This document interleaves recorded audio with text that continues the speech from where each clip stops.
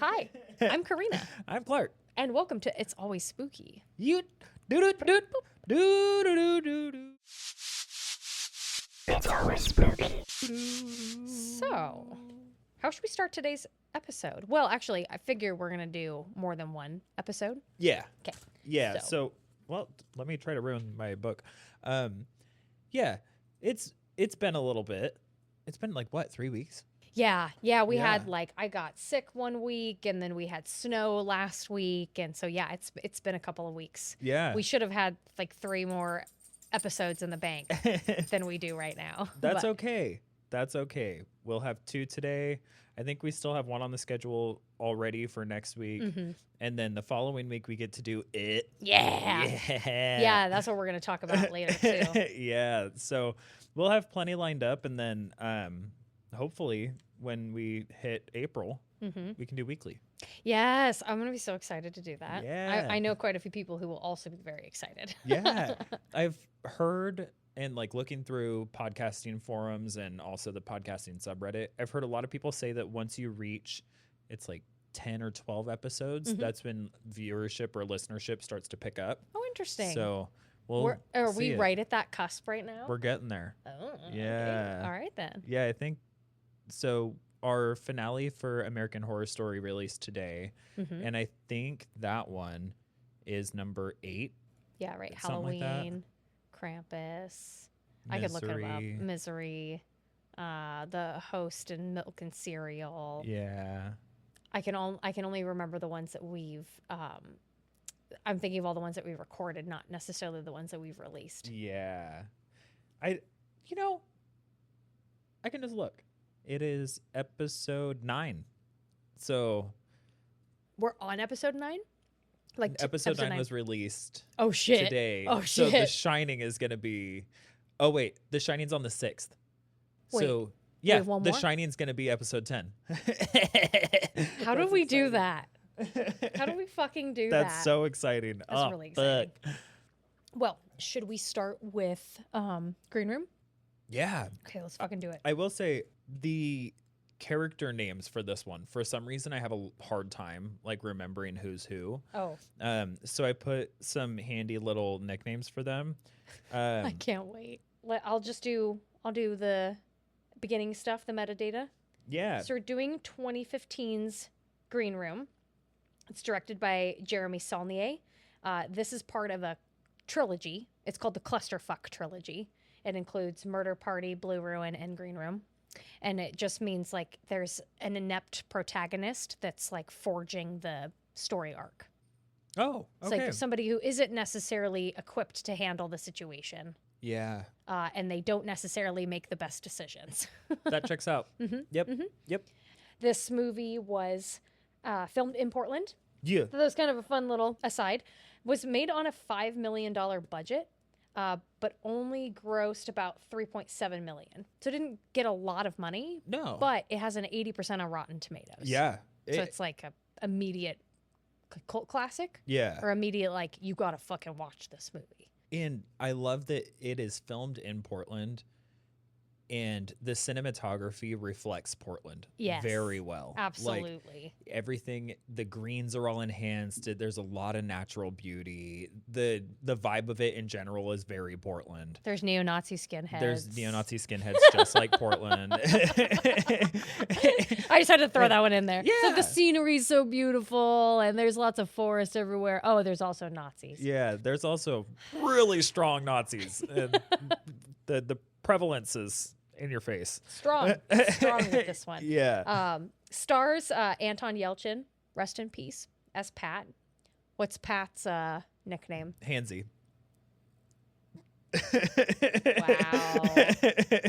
Ouch. I only wrote nicknames for 2 people. Oh, sure, the main 2. The right? main 2. Yeah. Yeah. Okay. So then we got Imogen Poots, who plays Amber. What's Amber's nickname? She doesn't have one. She was just a live girl. Oh, okay. Yeah. Makes sense. Okay. Aaliyah Shakot played Sam. And Sam was the girl in the band. She was the guitar player. Oh, wait. So she's a live girl then. Yeah. No. Sam is a live girl. No. Because it wasn't Amber, the one that was on the floor? Amber's the blonde one. Oh, I was thinking of Girl on Floor. No, that's I think her name's Emily, but she's never like alive in the movie. Oh. She's always dead. Yeah. So, okay. Yeah. So, no, Amber is blonde. Sam is a live girl. Got it.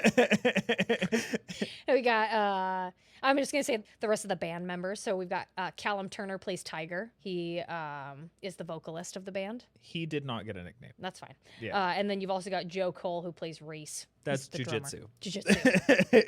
Yep. I mean, came in handy those couple of times with Big Justin. It sure did. And then of course, the only other one. There's two that I'm gonna mention. One is Macon Blair, who plays Gabe.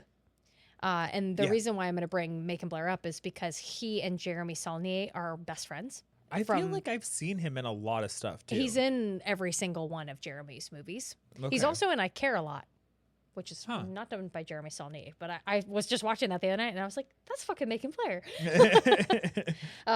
So Macon Blair plays Gabe. And then, of course, the pinnacle, Patrick Stewart plays Darcy. Yeah. And he does a damn good job at being a Nazi. He does a damn good job of being a fucking awful Nazi. Terrible drug kingpin, awful Nazi. Violent. Horrible, corrupt horrible. Nazi. Yeah. Yeah. Mm-hmm. Yeah. He plays easily the most rotted character in this entire movie. Yeah. Very just like cold and calculated. Like you can tell that like when he gets called to the scene to deal with the problem, he's dealt with problems like this before and has like a very structured system for how to like get rid of it. And even when like different loopholes come in, he's just constantly like, all right, got to think about this a little bit, right? It's just like doesn't even face him. He's not even worried about it or like upset that like there is a great moment that you see early on when Gabe calls him by, and you know pretty early on, at least I'm pretty sure that Gabe and Darcy are like father and son. Yeah. At least I'm assuming. And Gabe is a pretty new initiate because he doesn't have his red laces yet. But when he calls Darcy, Darcy helps him handle something, and then they're walking past the dog trainer. And Darcy like grabs Gabe's head and just like smashes it against the back wall just very briefly. And he doesn't even do it out of anger. It's almost just like a very quick, it is almost out of anger. It's like that brief moment where he just like, he loses his shit for a second, but it's very quickly like, all right. And then he just keeps, moves on. It is the only time in this entire film that he has a lapse in his composure. Yes. Yeah. That's a great way to put it. It's like, he does the most damage while never having to lift a finger. Yeah. It's all up in his head. Mm-hmm. Before we jump into the rest of it. Yeah, I've got a couple of other metadata. So perfect. Yeah, actually, then this part can wait. Oh, okay. Well, I just realized this. The only other metadata that I've got is obviously the title card is just the two words green room, but room is kind of like bold in comparison to green. The tagline is one way in, no way out. I like it. Yep. I didn't write a synopsis for this one. Well, you wrote a synopsis for the next one, so I could did. try and fly off the cuff for this one. I mean, this one is like this is such a good fucking movie because it's about like, I'll call them a punk rock band, like a new punk rock band who they want to intentionally fly under the radar by like only performing live. And they're at kind of their latest gig. They didn't get paid really well for the last one, so they get a lead to do one show at this skinhead bar. And they know it's a skinhead bar when they show up. And they just think, they'll play their set, they'll get their money, which is plenty of money to get them back home, and they'll get out. And they play the set, even though they intentionally antagonize the neo-Nazis. And they get paid, they're about to leave, and they witness something happen in the green room that forces a different sequence of events to play out. Yeah. It is such a fucking good movie. I bought it. I didn't Did you really? Yeah, You're just like, I'm not renting this shit. Yeah, no. I need it. I knew I was going to like it. I think I need it on like DVD or Blu-ray. Like I don't think I would want it just digitally. Yeah. But it's worth purchasing. It is. And it was only like $4. Well, it's been out for a hot minute. I That's mean, true. 2015. So it's 10 years old now. But fucking Paranormal Activity, I didn't buy that one. I rented that one Yeah. because that one was like $17. Wow. Yeah. Maybe it's just because it's part of a big franchise. guess so. And everybody wants to like complete the set or whatever. Yeah. That's I kind don't of know. weird. I don't know. I did write down some themes for this one. Ooh, yes. It's the 3 Ps: punk, Portland, and pushing drugs. Yes. Yeah. I actually really like that. I'm trying to think. I don't typically write the themes down because really this is like one of those movies that you really have to like pigeonhole yourself into a very small hole in order to find yourself in this situation, this Yeah. truly fucked situation, right?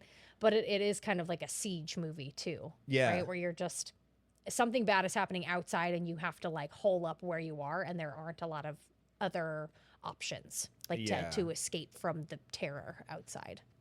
It could be 4 Ps. It could be punk, Portland, pushing drugs, and prejudice. Yes. Yeah. White privilege. Yeah. Ooh, And white privilege. power. Mhm. Power. Mhm. Yep. Mhm. So many P's. Just full of P's. It's a P350. I don't know. How many F's can you fit in your truck? I have like so many notes for this movie, but I kind of want to know, should we just jump into our favorite scenes? Before we get to favorites, the one thing or the two things that I do really want to point out Yeah. is the cinematography in this movie is gorgeous. It is beautifully shot. I agree. The color grading is perfect.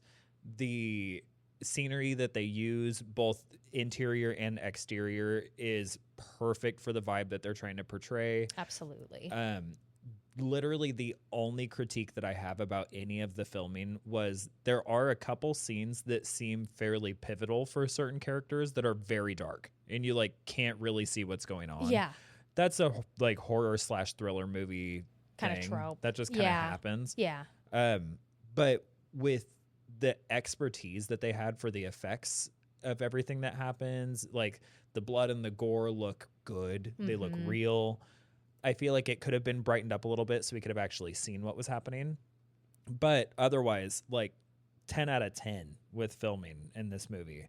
And then the second thing that I wanted to point out was like, even if nobody makes it any further than this, at least watch the opening scene to this movie because it was just so, it encapsulates so much the like struggling musicians who are trying to make a name for themselves while trying to live the punk rock life. They wake up in a van out of gas in the middle of a cornfield. Yep.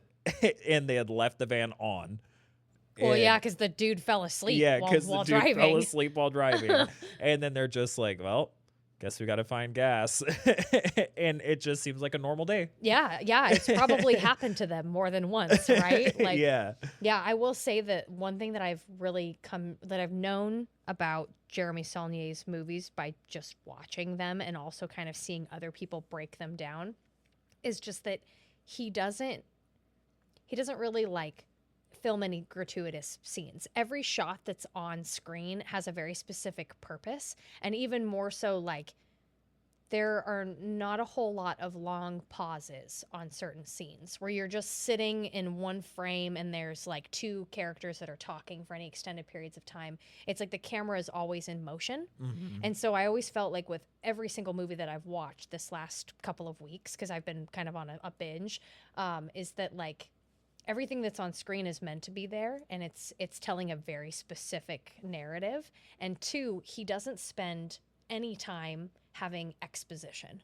Yeah. All of the dialogue that the characters speak to one another is the way that they would say it if they were just talking to one another. There's no like extra flavor on top to like explain it to the audience or like really like lay out every piece of information, because he's leaning on the fact that like the audience can put the rest of the pieces together. Yeah, I would say I very much agree with that, where the dialogue is telling the story and the dialogue isn't written, or it doesn't it doesn't feel like it's written. It feels like Yes. it was just, this is what's happening, talk it out. Exactly. Yeah. Yeah. And if you're not getting the whole story from what the characters are saying, like, it doesn't matter. You're not supposed to. Mhm. They know what they're talking about because it's like an inside conversation. You'll figure out the rest of it as the story progresses. That's Yeah. kind of what I like about it, is it's not holding your hand while you're watching it. And I kind of feel like this is a movie, because I watched it twice. Yeah. I kind of feel like this is a movie that you do have to watch it twice, because the first time you get through it and you're kind of like, wait, something happened somewhere in here that I missed it, or like it's something I should know and I don't. Sure. And before you know it, things are just cascading rapidly. Absolutely. But then when I rewatched it the second time, I was like, oh no, actually the whole story is being told. It's just that you have to pay really close attention to every detail. I agree. Yeah. 'Cause these are the types of movies that, like, you can't multitask while watching them No. because you'll miss context to the story. Yeah. And also in the same vein, I feel like the first time you watch this movie, it is so shocking and jarring Yeah. that you don't even really have time to think about these tiny details and these little Easter eggs and things like that. But I also found myself the second time watching it, because I've only seen this movie like a couple of times. Yeah. I was immediately noticing teeny tiny details, things that people were saying to one another that immediately came into play later. And oh man, it's just such a good movie. It's so one of my top 10. Oh yeah. I could see that. 100%. I could see that. I also, walking into it, I couldn't really understand how it could fall into like a horror genre or anything like that.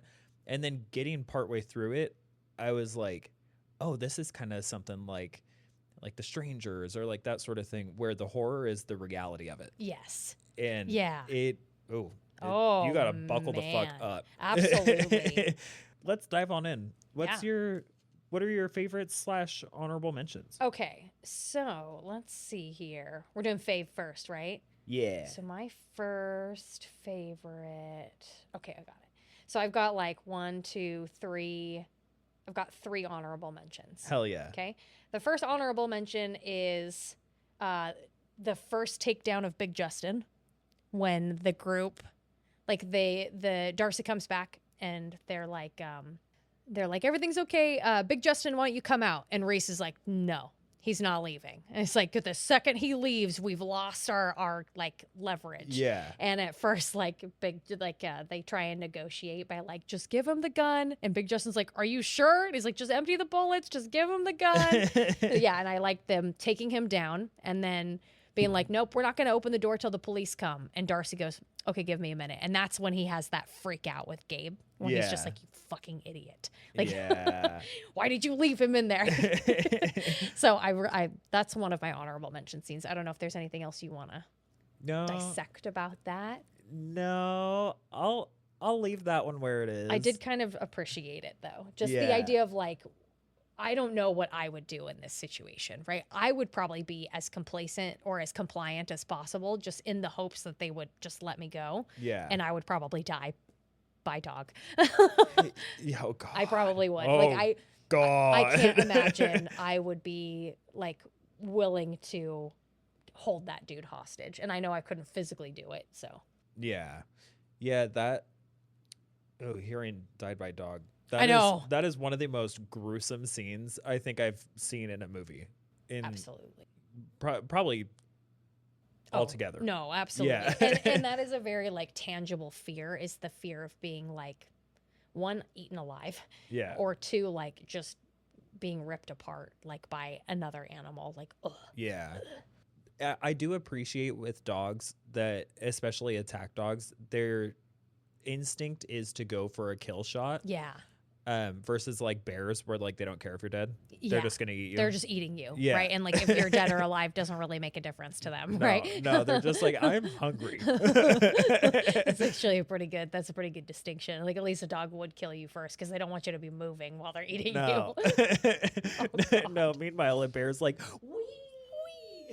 Tastes so good. Second one for me. I'm so curious if one of your honorable mentions is going to be either my honorable mention or my favorite. Or your favorite. Okay, Yeah. so my second honorable mention is Pat's first time doing the speech in the green room when he's giving them the pep talk about him and his friend Rick Oh yeah. at the paintball range. The reason why I have that as an honorable mention scene is there's a moment where they like pan over and Sam just has her hands, like her chin in her hands, and she's just like, she's listening to him with full attention because she needs to dissociate from what's going on right now. Yeah. She needs to, like, just for a brief moment, needs something else to think about.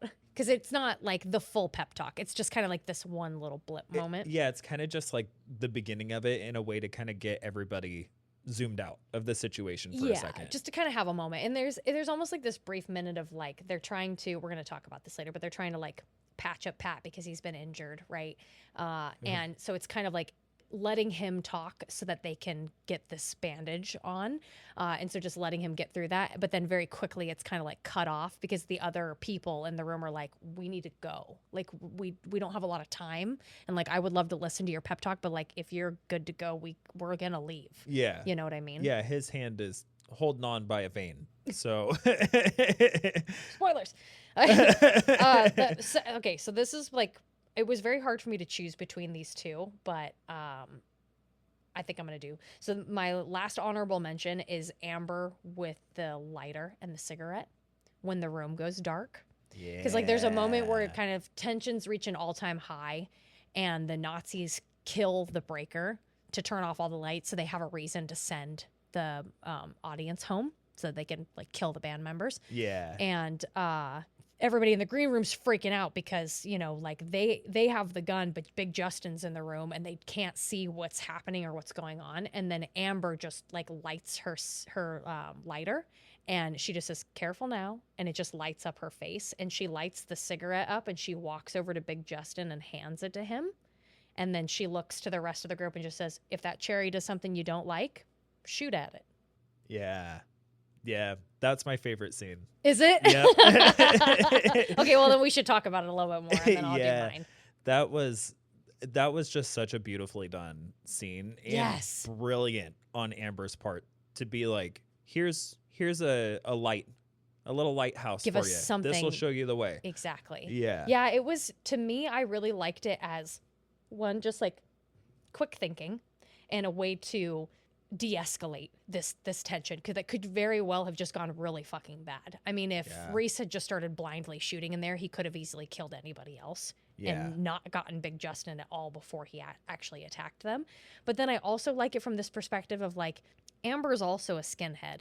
Yep. Right? Like as much credit as you want to give her, like she's in this gang Yep. to whatever extent or degree. And so I also found that to be a very like calculated, if that's the right word. Yeah. Where it was just very much like she's been in scenarios similar to this, high pressure situations like this, and knows how to like bring it back. Yeah, because she is unsettlingly calm. Yes. Through this whole thing. Yes. Like when they very first go in and they see the girl with the thing in her head, at that moment she's shaken. Yeah. But as soon as that tension de-escalates a little bit and it moves into everybody being put in there, she's very fearfully calm. Yeah. Cool, kind of cool as a cucumber for a lot of it. Where and I don't know if it's just kind of this mentality of like, okay, gotta like, this is a high pressure situation. I got to put on the mask. Yeah. Yeah. But lights go out. She lights that cigarette and she's just like cool as a cucumber. Mm-hmm. If this cherry does anything you don't like, shoot it. Mm-hmm. Yeah. I just was like, damn, that's some fucking cool shit. Okay. So I'm kind of glad I didn't choose that. That scene gave me chills. Yeah, I was like, that was so beautifully done. I remember when I was trying to choose my favorite scene, I think the reason why I didn't choose that one is because when I rewatched it, I forgot about that scene. And I remember watching it again and being like, holy shit, that scene is so cool. Oh, man. Yeah. But my favorite scene, to skip over that, is just after, a little bit after that scene. I call it Pat and Amber's playtime. Oh, I know what you're talking about. Mm-hmm. Yep. When it's just I mean, at this point, we're in spoiler territory, Yeah. but it's just Amber and Pat that are left. Everybody else has died in the 2 or 3 attempts that it takes to try and get out of here. And so they're back in the green room. And there's a moment beforehand where like Pat's like, shouldn't we be like fucking terrified right now? Yeah. And Amber says, I'm hungry. Yeah. I would just kill for a cheeseburger, probably is what she was going to say next, right? And I think she says, like, I want to hear the rest of your pep story. Like, you were telling us a pep story earlier. I want to hear the rest of it. If we're going to die, like, I might as well get to know the ending. And he basically tells her about how he and his friend were getting slaughtered by this, like, ex-Afghani, like, military team in this paintball match that they were just decimating because they were using flanking and they were using hand signals and they were using all of these different tactics. And so, like, for the last round, his friend, I think his name was Rick, he just fucking ran out and just, like, hooted and hollered and just acted as if he was having a fucking blast. And he just took out their entire brigade just by being unpredictable. Yeah. And just crazy. And that's when Amber picks up a Sharpie and says, like, let's play. And so they, like, Pat shaves his head and they cover themselves in, like, graffiti and, like, camo with the Sharpie, and they take out 2 of Darcy's dudes. And I just love that whole scene. Like, that whole scene of those 2 dudes coming in. Yeah. They don't know who's going to go down in the hole. And it's like, okay, if you're going to go down the hole, I want the fucking shotgun. And it's just like, and then that moment of when Amber comes out and I think she kills that one dude. Yeah. And then she calls out to Pat, like, Pat, he's only got 3 shots left. And then they just play back and forth to just get him to use all 3 of those shots. That's when she kills that one dude after sliding out of the couch, right? Yeah. Yeah, that was so cool. Because I think they open the door, like the 2 neo-Nazis open the door, and Pat's just sitting, like, in the hole in the floor to like the heroin lab, and he's just shouting in it, just whatever. He's just shouting nonsense in it, and they're like, who are you talking to? And he turns around and he says, Odin himself, and he jumps down into the hole. Yeah. And they kind of like look at each other like, oh fuck, like we thought this was gonna be easy, but it's gonna be way harder. And I just really I loved how that scene ended too, because you've got like poor Pat trying to reload that shotgun. Oh my god. With an arm, and he almost gets with one semi-functional arm. Yeah. Yeah. What, I mean, that arm. I mean, his one arm does work. The other one just really doesn't. But like when he's wrestling that, it's the taller neo-Nazi, and he's slowly losing because he only has the one arm, and Amber just like drops down very slowly, and she does it just like I said, so calculated. She's walking. She's not rushing. She's not panicking. She grabs the handgun. She puts the clip in it, she cocks it, and then she walks up and she just puts 2 bullets, one in his neck and one in his head. Like it's just any other Tuesday. She is honestly the complimentary character to Darcy. Yeah. Like she is just as calculated, just as cool through the whole thing. Yeah. And it's kind of it's intimidating and scary, but also kind of impressive to watch.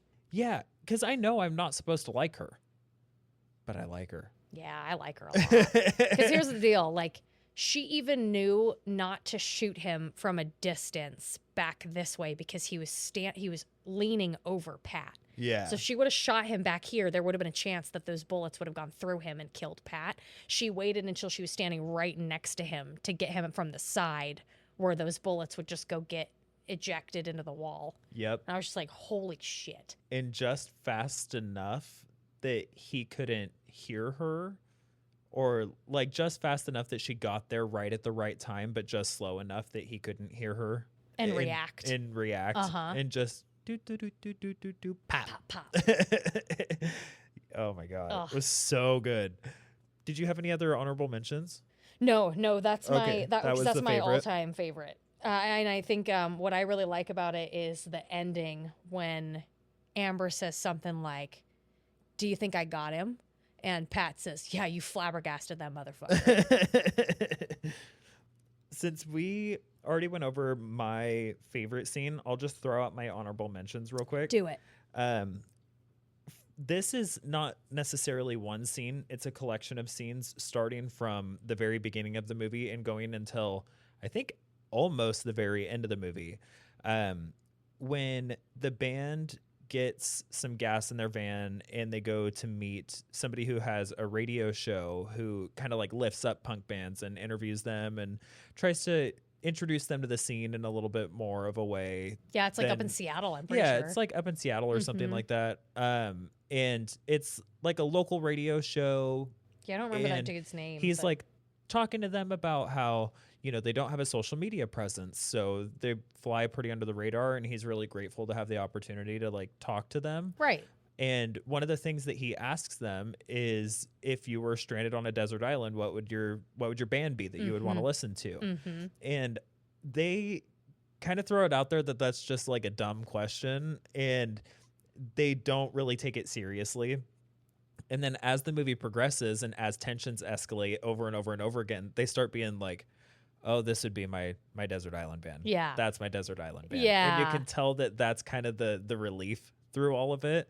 And I think the way that was done, because that could have just been just some stupid question early on that is dropped and nobody ever thinks about it again. Absolutely. But it was the thing that kept tying you back to like the origin. I agree. No, I agree with you. And I do kind of like it too, because for the radio show, you notice like Pat didn't answer, right? But the other three, they made their answers. And then I think it's for the first run that they all do, because, right, they lose somebody in that first run, if not two people. And so right before they're about to go, it's Sam that says, fuck it, Desert Island Band. And when they go round robin again, I'm pretty sure it's Tiger that changes his answer. Yeah. Right? So, to where it's like, when he said it on the radio show, that was his like pick me answer. That was his like popular answer. Yep. And then when it came down to like, I might die right now, right? I'm going to give you my real answer. Yeah. Yeah, because it was very, we're punk. We have to be this. We have to be that. Hardcore. This has to be the answer. Like, oh, it's either going to be Misfits or it's going to be like whatever. Right. And then later on, he says that it's like, I can't remember. It's something super different, though. It's something like not in the same genre at all. No, it was like poppy sort of stuff. Yeah. Something that like he would have been embarrassed to say on the radio show. Yeah. So I liked that. And I also liked how, because this is a bit of a trivia point, at the very end, Pat tells Amber his Desert Island Band, and she says, tell someone who gives a shit. Yep. And shit is actually the first and the last word that are spoken in the movie. Hell yeah. Because Pat, when he wakes up in the cornfield, says shit when, when he realizes where they are. I love it. I just love that is the director's commentary on like, this is what you see punk as. It's this really gritty exterior. It's sleeping in your car. It's sleeping in your car. It's being anti-establishment. It's being XYZ. Right. But this is who these people really are. They're listening to pop bands. Yeah. Like they're human. They're right? human. Yeah, absolutely. Yeah, and I think there's a bit of realism here too, because Jeremy's actually, the director has said that like he was in like a punk rock band when he was like in his late teens, early 20s. So this is very like nostalgia fuel for him in terms of like his experience as a punk rock. Yeah. In a punk rock band. And the punk scene in Seattle and Portland was huge. Yeah. Like these were the places to be other than being in like London. Yeah. Yeah. Right. And I'm sure, I don't know where Patrick's from. I don't know if maybe he's a Portlander. Oh, are you talking about Jeremy? Or yeah. Yeah. Yeah. I don't know where he hails from. Yeah. I don't think it's from PDX or from like the Pacific That'd Northwest. be hilarious. It would be. It would be hilarious. Yeah, I'm kind of curious. My other honorable mention happens pretty close to the beginning of the movie, if not the very beginning. But I don't know who it is that's asked. I want to say that it's Jiu-Jitsu, Reese. Somebody asks, you want to know something I never told you or anyone else for that matter? And the person says, what? And then he just farts. Yeah. That's what, like when they're in the car. Yeah. I really like that one. Never told you before. I just really want you to know. let's get into scariest. I know. I'm looking to see if any of these notes that I have are worth anything, but I'm gonna bring them up later. I had one scene. For scariest? Oh, I wonder which one. Yep. Which one will it be? We definitely have the same. We have scene. to. We have to. But I do have a single honorable mention for scariest. I couldn't pick a single one, but it was any of the tension building scenes from the Red Laces strategizing what to do. Yeah. Like either getting like the audience to leave or like, they're ransacking their van and they find the gas siphoning supplies, and Darcy's like, we can work with that. And he like starts talking to the dog trainer, like, do you have like no trespassing signs on your property? And he's like, yeah, I got beware of dog signs too. And he's like, excellent. So you just notice, you're just like, oh shit. Yep. Like they're not letting them go. No. No, the police have come and gone. Or even when they're walking and Darcy's like, what do you need? And he's like, or maybe it's even Gabe. It's like, what do you need? And Gabe's like, I just need a couple of like true believers. It's like, okay, I got you. And he goes, find some twins. All right, I need you two to stab each other. Yeah. So that we have a reason for the police to come check this out. And they say it's not the first time. No. And then they literally like right afterwards, I think Gabe tells them, he's like, just so you guys know, it's only a 3-inch blade, so you shouldn't get a felony for it, you know.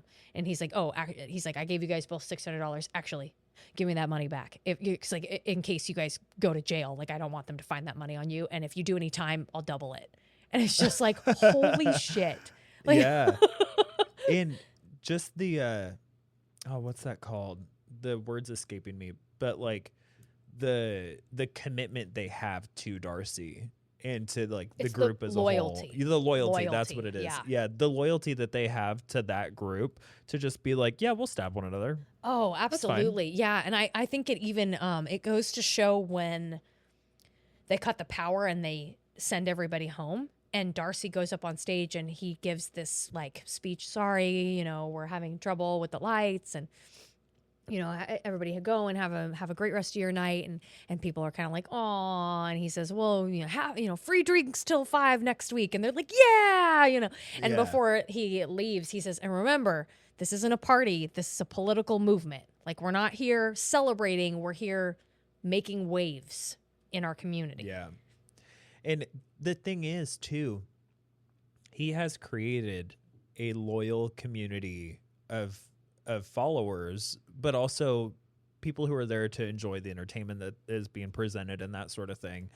But it's not a community anybody wants to know exists or wants to be a part of, but he has established a diehard community. Yeah, and it's crazy the amount, like, that's what can be truly terrifying, is by having that, we'll call it a congregation of loyal people that are willing to do violent things. Yeah.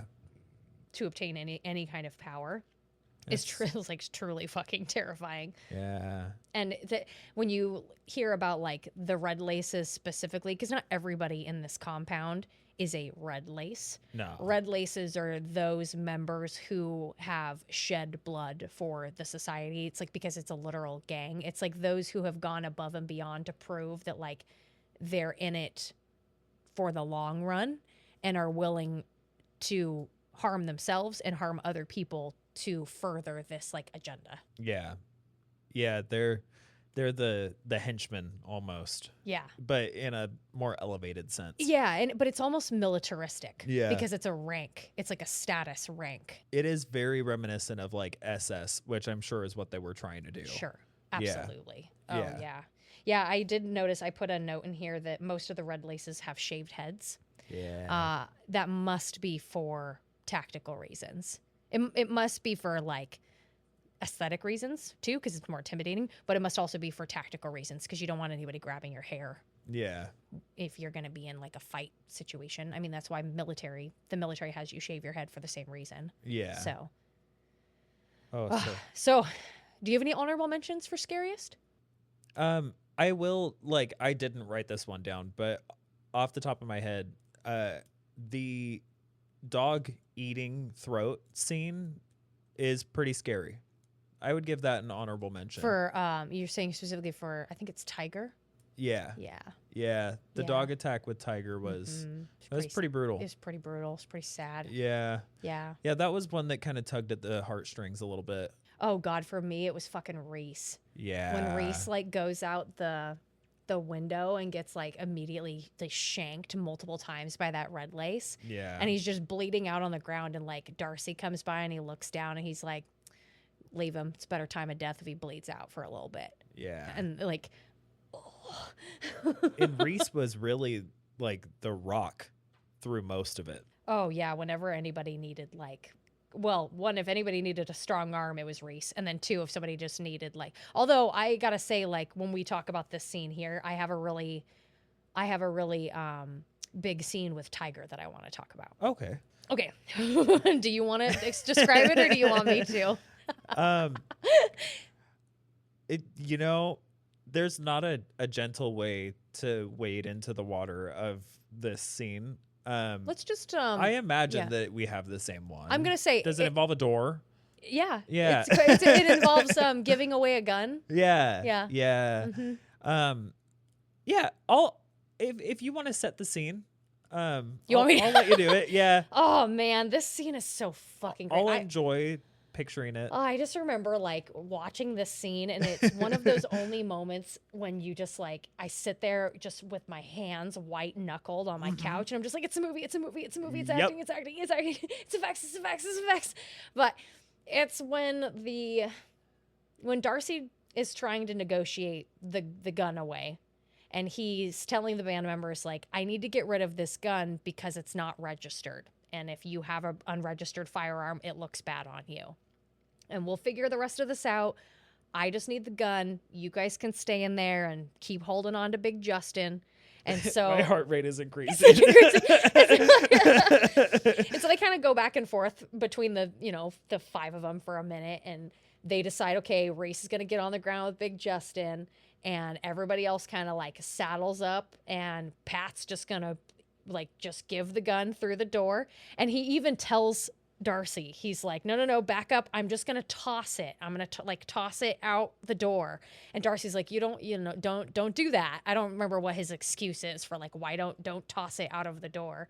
But as he opens it up and he starts to hand the gun out, Amber is looking through the grate at the bottom, and she looks, and on both sides of the door, just out of view, are like 3 pairs of red laces. Yeah. If not just 2 pairs of red laces. And she just screams like, they're here to kill us. Like, they're killing us right now.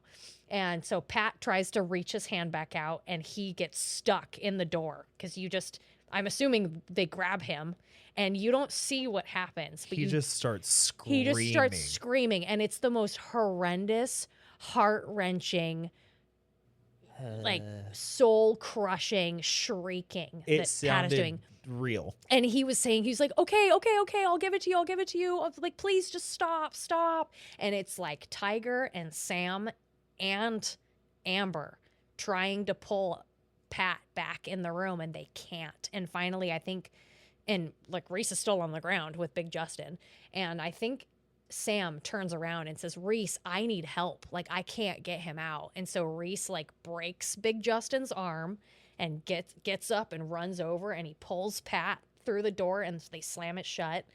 And then Big Justin gets up, and they have to like fight him, because even if he only has one arm, he's still a big ass fucking dude. Yeah. But you just see poor Pat. He lands on the ground, and his arm is almost completely amputated at like 3 points. His hand is barely hanging on to the rest of his arm. And he sits down immediately, and he just goes into full panic mode, and Tiger sits down and helps him. And then I think it's Sam, Amber, and Reese have to fight Big Justin. Yeah. Right? Like he like just straight arms Amber, and she lands on the ground because she just like goes, "Wah!" and she just tries to run at him, and he just straight arms her, and she lands on the ground. I think Sam tries to do something, and he just throws her down. But it's the 3 of them work together to get Reese to get a good like chokehold on him. And he's asking the 2 of them, like, let me know when he's out. And I think at first he doesn't want to kill him. He just wants to knock him out, right? Yeah. And so he holds onto him, and Sam says, like, he's out. And so he releases tension. And then, like, maybe 15 seconds later. Not long. He like wakes back up and she's like, he's not done. And so he grabs on and Amber's like, you just need to fucking finish it.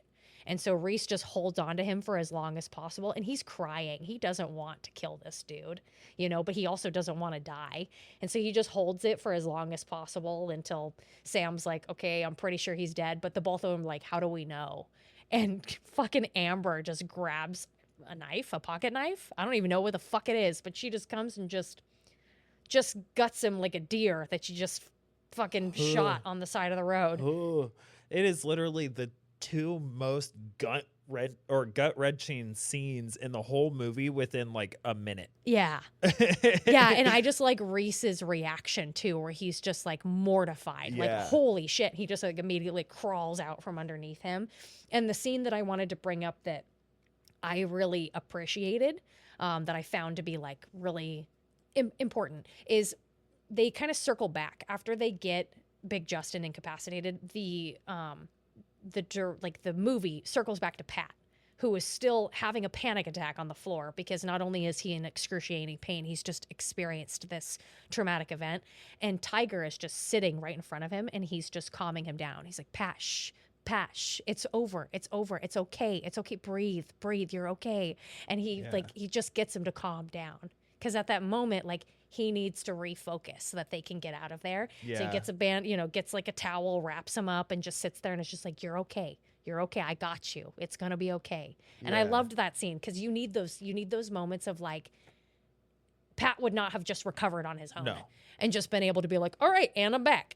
Yeah, no, they needed somebody to be able to pull him out of what's happening around him right now and be like, you have to focus on just you. Yeah. Just calm down. Exactly.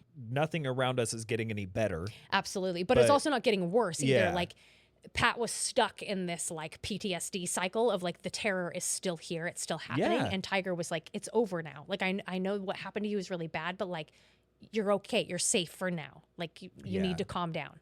You can't be stuck in this cycle forever. And I imagine at that point, he probably lost quite a bit of blood. So he's probably in shock. Oh my God. Yeah. Like the most shock possible.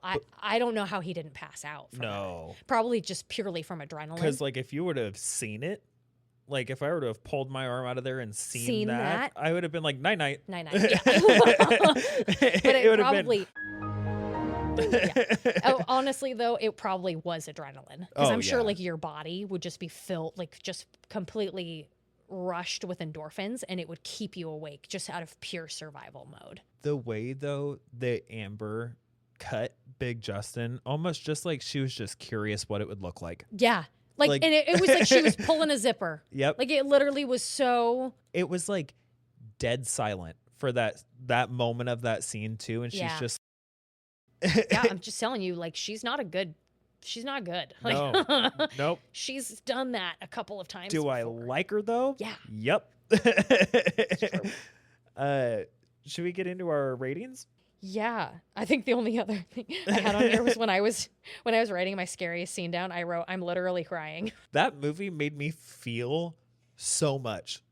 Like, my heart got racing. I was freaking out. I was panicking. I cried. I wasn't really scared, but I was like, all of the chemicals in my brain were firing at once. And I'm just like, I don't even know what I'm supposed to feel. Like during like, the playtime scene at the end with those two neo-Nazis, like I found myself laughing too. Like almost just the same way that they were, just from this like almost release of all of this tension that had been built up. Like just these little tiny micro bits of like happiness that were just placed into like that one section of the movie, or even just some of the wins that some of the characters get. Let me set the scene for you. Okay. Of when I was watching this. So Nick's family was visiting while I was studying for that episode, and we had all woken up the night before. We had gone out for like some drinks and had dinner, and I had the next day off to be able to spend their last full day with them. Right. And so we all like woke up kind of late, and I went and grabbed coffee, and then we were sitting around, and I was like, oh, I'll just watch the movie really quick and really fast. That way while everybody's getting ready, I'm doing something. And so I get through the majority of it, And then we go and do some stuff, and then we come back home, and everybody's kind of winding down and relaxing. And so I start watching the rest of it. And Nick's dad, who is sick at this point, and his dad's girlfriend, Tammy, are sitting in the living room. I'm on an air mattress back behind the couch. And that scene is happening where Amber is going up to like pop the guy down in the hole. Right. And I'm like, get him, bitch.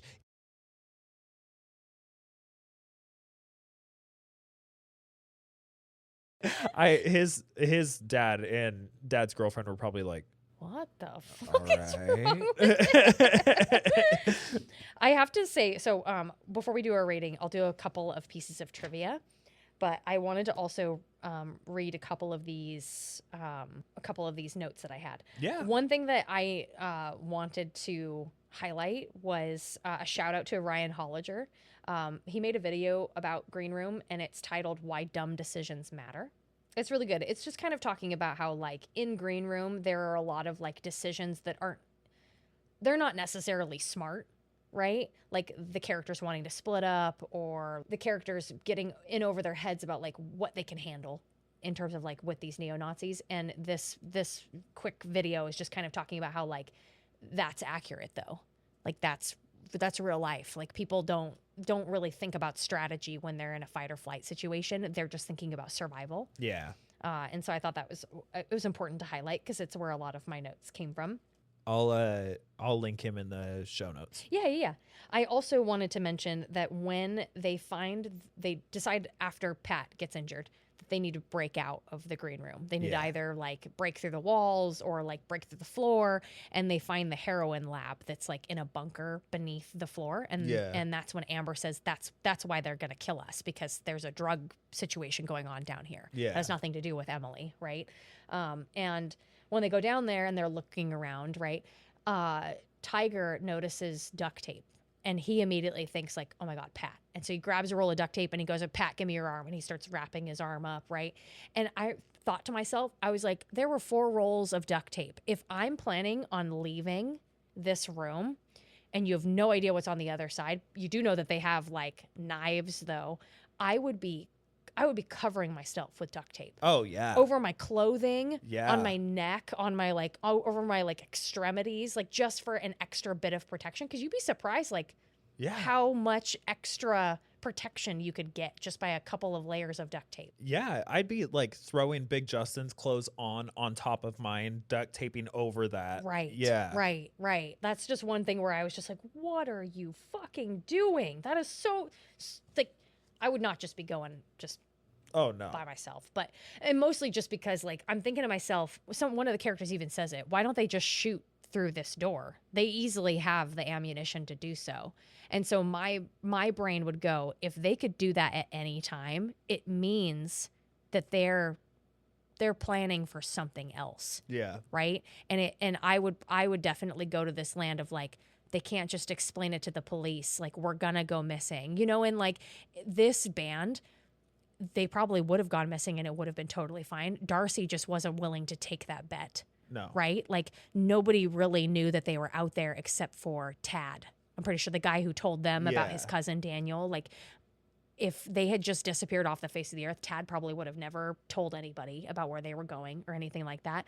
But it was that Darcy wasn't willing to take that risk and was like, we need to find some other way, some other reason why they would suddenly disappear. Darcy couldn't settle for them disappearing. He needed them to be dead, and obviously their fault. Yes. And obviously, from some sort of crime that they had committed, right? One thing that I wanted to bring up, I don't think it's really going to be pertinent in our podcast, but I just wanted to tell you this because you own this movie, because I want to know, what the fuck is Reese looking at when he dies? There's like a whole moment where he dies and he's stabbed out on the floor and he looks up and he looks at something. It's at 54:29, in case you're wondering. I don't know if it's a video camera or if it's a mirror. I don't know, but they made a point to like focus on what he was looking at, and I paused it like more than once, and I was like, what the fuck is he looking at? I'm gonna write that down and check it out. So this is just some other notes before I get into trivia. I really kind of like how quick Daniel died. Yeah. When like he gets on their side and like they're like, all right, let's go, we have an ally, and they go out and he's like, he's showing them where the shotgun is. Oh. And he pulls the shells out and he just gets blown away. I kind of liked that. I actually jumped. Did at you? That point. Yeah. I did not expect it. Because it's literally, there's no setup for that. It just happens. No, but at the same time, like, it was bound to happen. Oh, yeah. And he probably knew that too, which is why they didn't spend a lot of time talking in the green room. It's like, look, the other dude's going to go and tell on me. So, like, and there's a whole battalion of dudes outside. So we got to go. I just love that he's like, yeah, and I'll show you something nobody else really knows about. Boom. Yeah. It's fucking awesome. And hey, look, now nobody knows about it. I also said, the rules are strict. Digging out bullets yourself? Yeah. Yeah, it's like what Darcy says to the red laces. He's like, any bullets, you got to be digging them out yourselves. Yeah. Rick Silva was a real person that Jeremy Saulnier knew. Oh, okay. That paintballing story was true. Dude, when the trainer dies, before he dies, he gives one of his dogs to those two dumbass red laces, right? Yeah. And he's like, it would be an honor if my dog were to die with like flesh in his teeth, right? And he hands the leash over. And then Darcy like pats him on the back and he takes the red laces aside and he's like, that's not going to be necessary. Our plans changed. You can just riddle them with bullets, right? And it worked out because then when they went in, the feedback scared the dog off. And the reason why I brought it up is because I like when the trainer dies and you have that whole moment where like you watch the dog and he goes off into the night, right? And then the next morning he comes up the hill and he just lays down next to his dead dad. Oh. I did shed like a single tear for that dog. I had to transfer over notes because my other notebook, I don't know what happened to it. I think it just got like scared and lost its spine and pages were falling out. And that was one of the pages that fell out. But I remember writing on there something like, yay, the dog escaped. Yay, the dog escaped. Oh. Nah, at least he got to die with his owner though. Because I think he said something like when the dog got shot, he was like, I gave him a shot of adrenaline that should probably last him another hour before his heart gives out. And so it was just like, well, at least you got to go, die with his owner. You got to die with his dad. Yeah. Let's see. I liked, I also put in here, I liked how Amber and Pat decide to like finish off the remaining neo-Nazis rather than leave. Like there's that moment where like they find Gabe and Gabe's like, I don't want to go to jail. Like I'll take you guys out. Like you don't have to kill me. And they go out and Pat's like, Amber, you should go with Gabe. Like that way we can hedge our bets. And Amber's like, yeah, I'm not going to do that because I've seen you shoot a shot. I've seen you load a shotgun. And so they just decide like, if we're going to fucking die, we're going to go up there and we're going to go kill them. Cause like, I'm not just going to subscribe to this. And I just like how they go up, they have that final scene where they take those two neo-Nazis. It's the trainer and one other dude. And they come up and Pat gets the one guy like through the car. Yeah. Right. And he's like, you got the dog? And Amber comes up and she's like, I got the dog. And she's like, go chain him up. Talking to the trainer. And they walk up on, I think it's Darcy and another dude. I want to say it's like two dudes up there. And I just like how they come up and immediately the trainer says something. I don't even know what it is, but Amber just fucking shoots him. Yeah. Just doesn't even let him complete a sentence. No, she's just done with him at that point. So done with him. And then I like how Darcy's move is just to like walk away. Just to try to walk away as quickly as possible. It's almost like he knows he's lost the power in this situation and he doesn't know how to process it. So he just tries to like harness what he can and be like, I'm just going to walk away. I'm just going to walk away. I'm just going to use this.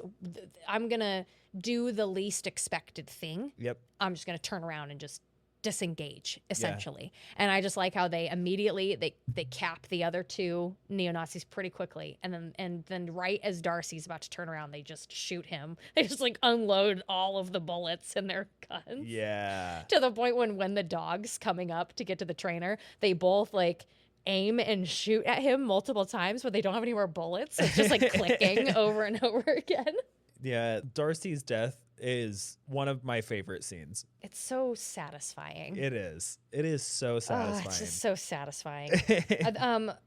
Other than that, I could look up to see what other trivia I had, but I kind of wrote them down in here at least. I'm gonna pull it up really quick. I already kind of said like, this is part of a trilogy. It's Anton Yelchin's final film before he passed away. Yeah, and passed away in such a devastating way. Yeah, it was a complete accident, and it was absolutely tragic. Yeah. He was a boss. I don't think I said this one. I did think this was kind of cool. When Patrick Stewart read the script for this movie, he actually he had to get up and make sure that all of his doors and windows were locked because it made him feel that unsettled. Oh. I know. Well, here we go. Saulnier points out scenes where the band members are forced to play action hero or detective, and he says their inadequacies in these areas are understandable because they're neither of those things. I agree completely, and would add it's a similar exploration to the one in Blue Ruin that sees a revenge thriller focus on a man with no clue how to go about it. That said, even after multiple viewings, I still can't abide the band handing over the gun. There's absolutely no one who would do so under these circumstances. No one. I refuse to believe it. Nope. It's so immensely annoying, but the film immediately recovers with everything that follows. Yeah. Yeah. It's literally the one thing like nobody would fucking do that. Oh, I did. Okay, this is actually kind of I didn't remember this one. So there's a foreshadowing in the radio interview at the beginning of the film. Tiger mentions that he doesn't expect to live until he's 70. Oh yeah.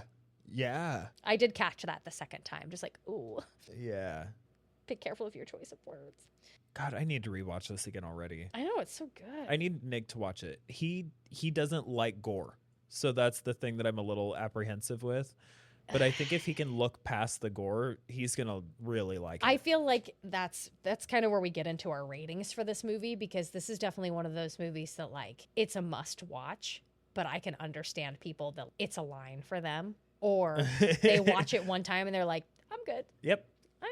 I'm good. Yeah, actually, I'm mad at you for making me watch that. I'm mad at you for making me watch that. So let's do our ratings. Hell yeah. I'm going for my murder weapon with a fire extinguisher. I just realized I wrote down my scariest scene as Limp Bizkit, and I think that's oddly appropriate for a movie about a band. It actually really is, and it's also just like so on point. But I gotta say, that fire extinguisher came in clutch more than once. Oh yes, way more than once. I don't know if it actually ever killed anybody, but it definitely slowed them down. Oh my god, I didn't think of a weapon. Well, it was between a fire extinguisher and a frying pan, because that frying pan also really that was also a really good one. Oh, I know what I'm going to do. Okay. Okay, well, for quality, I gave this a 5 out of 5. I personally, like, this is one of those movies that, like, from beginning to end, there's no gratuitous scenes. The cinematography is really beautiful. The audio is really good. Like, the sound effects are really good. It's really balanced. I love all the characters. The audio doesn't have, like, a lot of horror movies and a lot of thrillers bank on like really loud louds and really quiet quiets. Yeah. And it's very leveled throughout this the whole movie. film. Yeah. And I'm sure it might just be because it's not intended to be like a horror film. Yeah. Right? I would call it more of like a high tension like thriller film maybe, or like, just because it's not really leaning into those like super dark. It's hard to explain because it's like a real life horror, if that makes sense. Yeah. Like a Strangers. But I would even consider like The Strangers a horror movie, where Green Room is like more of a thriller. Yeah. Yeah. Like, so not nearly as like dark and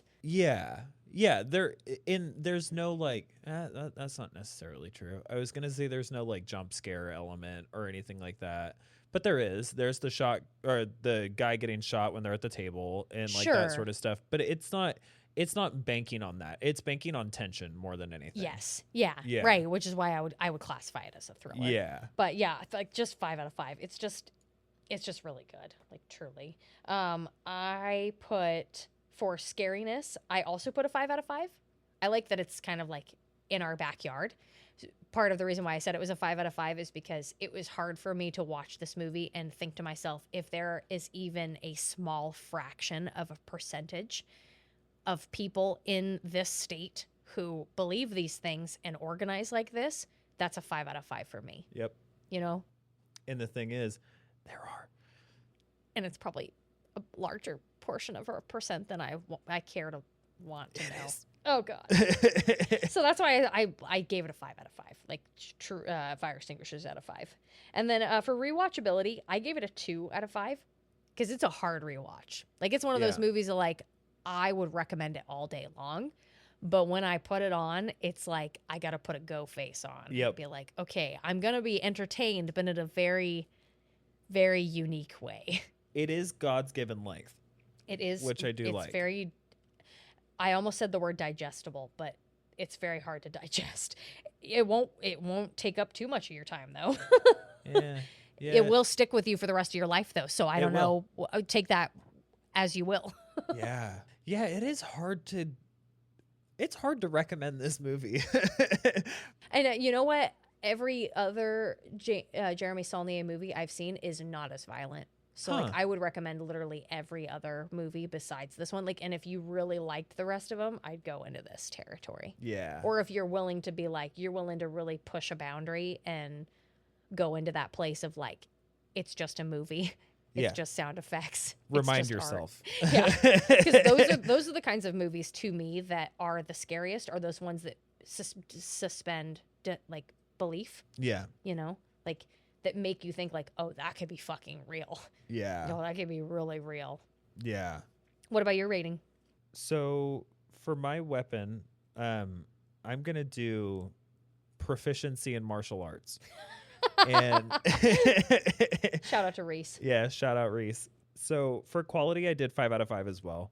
It's beautiful. It's just so good. For it's so such a jarring and like gut wrenching movie, it is equally beautiful. Yeah. So well done. You fall in love with these characters that you know nothing about. Yeah, very well acted. Yeah, on all parts. Like you still, there is no character development. No. They are who they are. Yeah. That's all that you get from them. Mm-hmm. And you still love them. Yeah. And you're rooting for them. And it pulls you in such a dramatic way. Mm-hmm. You can't help but feel everything the whole time. It's so beautifully done. So 5 out of 5 for quality. For scariness, I wrote down a 4. And the only reason why I wrote down a 4 was because it was thrilling, not scary.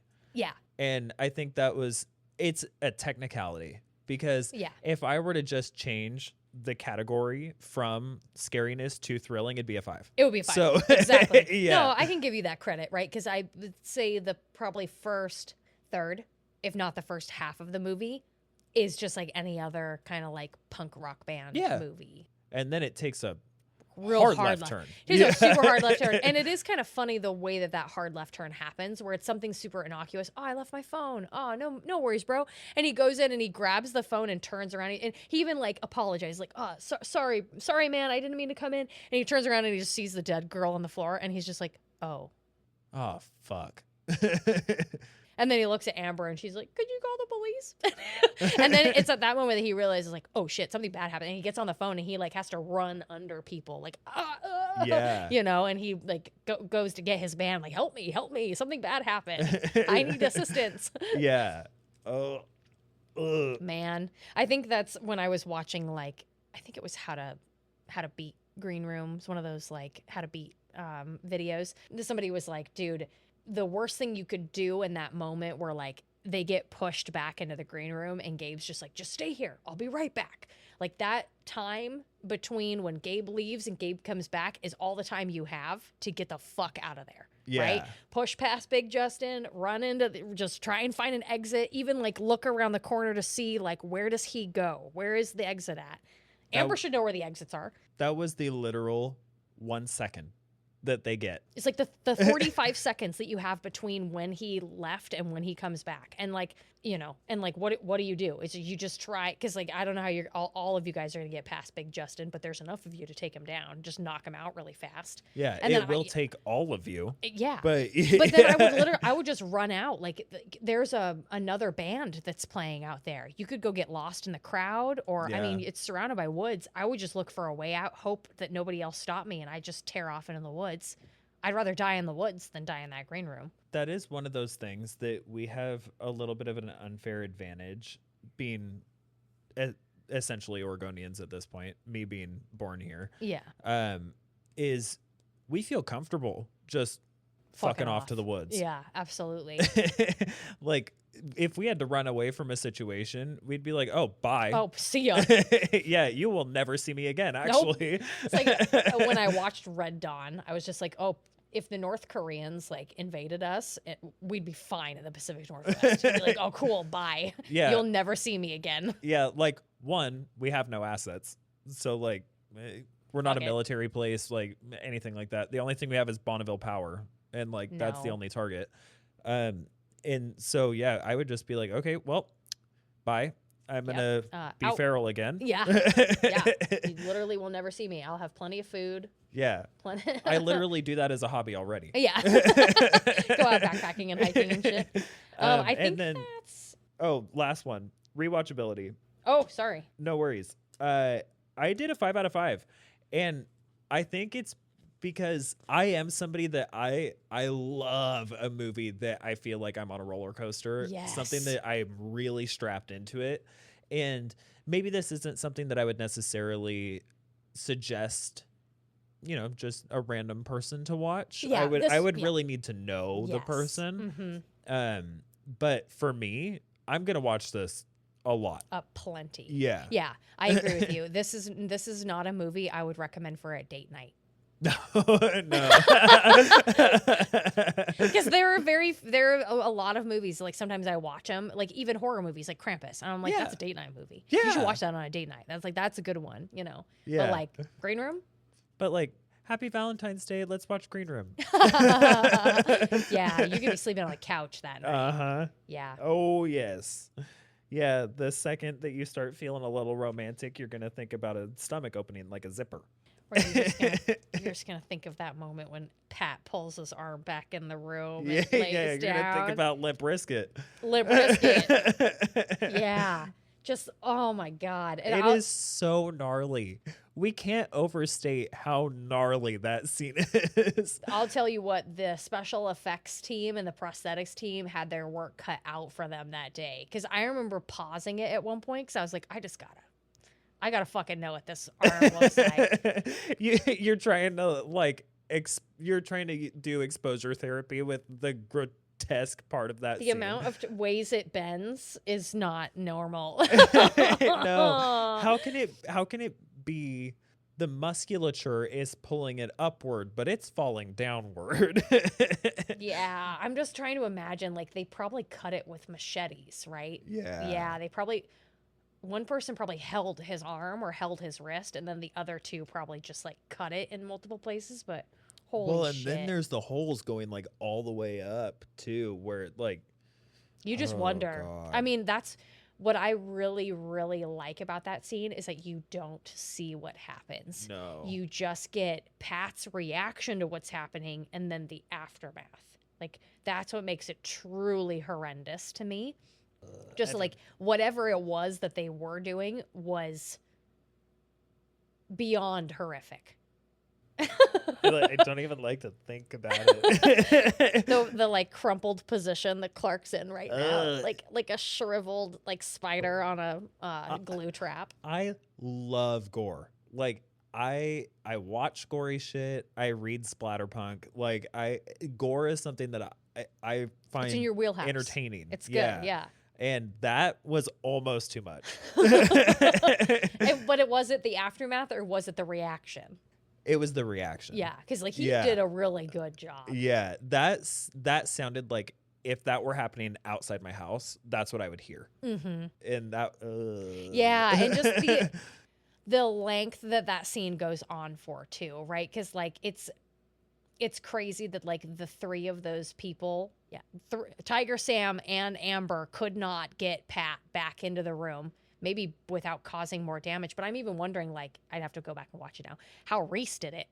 Because did he just power through and just pull Pat through the door? Or did he do something to, like, get the door closed? And that makes, like, knowing how well acted that scene is, makes it even more tragic that Anton Yelchin is no longer with us. Because that right there is, like, that's a phenomenal actor. Oh, yeah. He was a phenomenal actor. Yeah. It's nice that, like, I mean, I really liked Anton Yelchin from Odd Thomas. That's something that I really remember him from. A lot of people remember him from, like, Star Trek, the newer Star Trek movies. Yeah. But one thing that is nice about actors is at least he has something for people to remember him by. Yeah. He has those films that people can watch and get a little glimpse of the person that he was.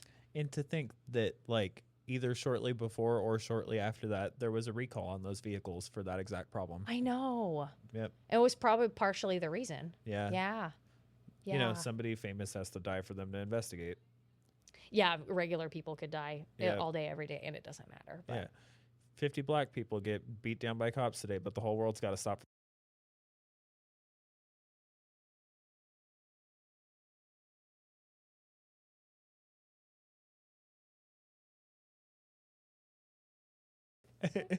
I love her. Why you down a hole? She's probably my favorite character in anything ever.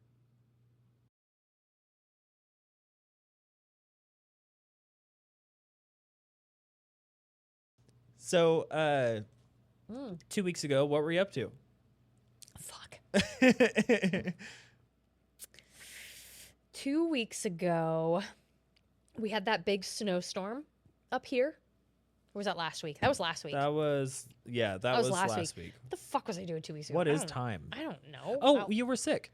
Yeah, I was sick. Yeah. I was sick for most of the week. That's what it was. Yeah. I got some weird cold, like right at the beginning of the year, and where it hits Harrison like a freight train and he looks like he can barely stand up, right? I was still working every single day. I just felt like dog shit. And I just like would do my work and then go home. I was like a little congested, but I was mostly just really, really tired. And it probably, I've noticed with at least this year's cold and flu season, it seems like the bugs hit people like one of two ways. It's like how you were, where you were like a little bit more mildly sick, but it lasts forever. Right. And then there's the people who get hit really fucking hard, but it's over in like a few days. Exactly. Right. Yeah. Yeah. Yeah. And that's kind of how it was. I mean, Harrison and I were sick for like 5 or 6 days, but like that whole time he'd like, neither of us had a fever, but he was super congested and his sinuses were clogged up and he sounded like, you know, super congested in his chest. And I had a little bit of that, but I always kind of feel like for me, it's because I work a very physically demanding job. It's like my body's like, I can't afford to be sick. Yeah. So like if I am sick, it's the most mild sickness possible because my body's just like, I got fucking dogs to groom. I don't have time for this shit. Yeah. Yeah. Lassie don't give a fuck if you're sick. Don't give two shits. What about you? What were you doing 2 weeks ago? Nick's family was visiting. That's right. Yeah. Yeah. So that was really cool. I love Nick's dad, and Tammy is the shit. They are such cool people. We got to like show them some of the stuff that we really love in Portland. We took them to Holy Ghost, so they got to see my favorite bar. Yeah. Like it was just really cool.